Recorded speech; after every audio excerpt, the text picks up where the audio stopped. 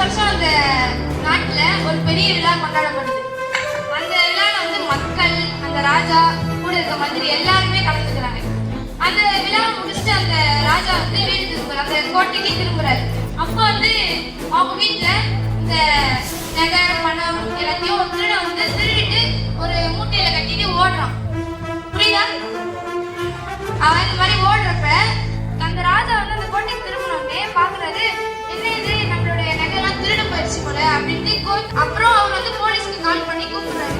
கூப்பிட்டு இந்த மாதிரி நகை திருட போயிடுச்சு அப்படின்னு சொல்றாங்க. போலீஸும் அந்த ஒரு மோப்ப நாயை கூட்டிட்டு வராங்க. எதுக்கு? அந்த நகையை கண்டுபிடிச்சு திருடனை கண்டுபிடிச்சு அந்த நகையை மீட்கிறது. புரியுதா? அப்ப அந்த ராஜா வந்து இந்த காடு எங்க அரண்மனைக்கு பின்னாடி இருக்க காடு வழியா தான் அவன் தப்பிச்சு போயிருப்பான், அதனால அந்த சைட்ல போய் தேடுங்கன்னு சொல்லிட்டு இந்த போலீஸையும் மோப்பனாயும் அனுப்புறாங்க. காட்டுக்கு போய் தேட ஆரம்பிச்சிட்டாங்க. அந்த திருடனை நெருங்கிட்டாங்க. அப்ப அந்த திருடன் ஒன்று பண்றான். சின்ன சின்ன கருவாடு துண்டா ஒரு சைட்ல போட்டுக்கிட்டே போறான். இப்ப அந்த நாய்க்கு கன்ஃபியூஸ் ஆயிடுச்சு, அந்த மோப்ப நாய் கன்ஃபியூஸ் ஆயிடுச்சு, திருடனை பிடிக்கிறதா இல்ல அந்த கருவாடு துண்டை பிடிக்கிறதான்னு. நீங்க சொல்லுங்க, அந்த நாய் என்ன பண்ணிருக்கோம்?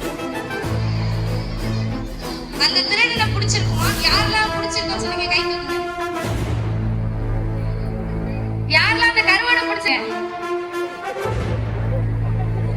இதோட இந்த கதை முடியுது. இப்ப இந்த நாய் வந்து அந்த திருடனை பிடிச்சிருந்ததுன்னா, அந்த மோப்ப நாய் திருடனை பிடிச்சிருந்ததுன்னா அதுக்கு ராஜ மரியாதை கிடைச்சிருக்கும், ராஜ கவனிப்பு கிடைச்சிருக்கும், ராஜ விருது கிடைச்சிருக்கும். இதுவே அந்த மோப்ப நாய் அந்த கருவாடு துண்டு மேல போயிருந்ததுன்னா அது கவனம் தெருவுல அவுத்துட்டு இருப்பாங்க, தெரு நாயா போயிருக்கும். புரியுதா?